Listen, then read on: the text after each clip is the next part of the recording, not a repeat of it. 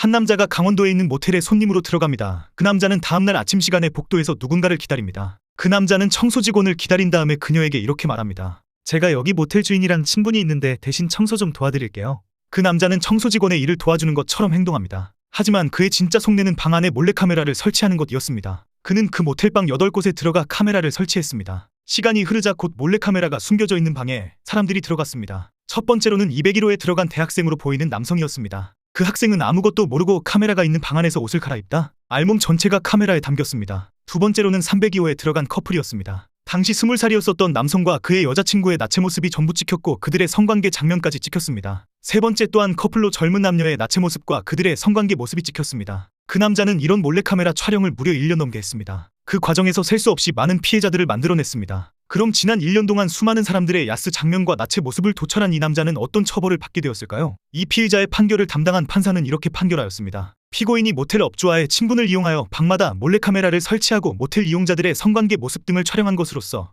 촬영된 영상 내용이나 수법 등에 비추어 그 죄질이 매우 불량하다. 또한 이 사건으로 피해자들의 성적 자유, 초상권 등이 중대하게 침해되었을 뿐만 아니라 촬영 사실을 알고 있는 피해자들은 성적 수치심, 유출에 대한 두려움 등으로 심각한 정신적 고통을 호소하고 있다. 그럼에도 피고인은 피해 회복을 위한 별다른 노력을 하지 않고 있다. 여기까지만 들어보면 반성의 기미도 보이지 않고 피해자들에게 제대로 된 사과나 피해 보상도 하지 않은 태도가 처벌에 가중되어 최소 8년은 감옥에서 살아야 할 것처럼 들립니다. 하지만 판사는 이런 그에게 딱 1년 6개월의 징역만 내렸습니다. 이 판결에 대한 이유는 이렇다고 합니다. 피고인이 범행을 자백하는 점, 초범인 점, 촬영된 동영상이 외부로 유출되지 않은 것으로 보이는 점 등을 유리한 정상으로 고려하고 그 밖에 이 사건 범행의 동기, 수단과 결과, 피고인의 나이, 성행, 환경, 건강상태, 전과 범행 후의 정황 등 기록에 나타난 모든 양형 사정을 종합하여 이와 같이 형을 정한다. 여러분들은 1년 6개월이라는 시간이 징역으로서 충분하다 생각하시나요? 남자들에게는 입대해서 전역할 때까지 시간입니다. 그 범죄자는 그 시간 동안 나라에서 제공하는 공짜 숙소에서 먹고 자고 하면서 다음 몰래카메라는 어떻게 안 들키게 찍을 수 있을까? 궁리하다 사회에 다시 나올 것입니다. 그러면 이번에는 이전 피해자 규모보다 더 많은 피해자들이 나올 것입니다. 그 남자가 딸이 있거나 어머니가 있거나 여동생이 있는데 자신의 가족이 다른 사람에게 몰래카메라를 찍힌다고 생각해도 그런 짓을 했을까요? 개인적인 의견으로는 10년은 교도소에서 쉬다가 와야 한다고 생각합니다. 우리나라가 유독 범죄 역량이 낮은 이유는 뭘까요? 우리나라 법은 대륙법으로 일본의 영향을 받았기 때문입니다. 대륙법이 적용되지 않는 나라는 대표적으로 미국이 있는데요.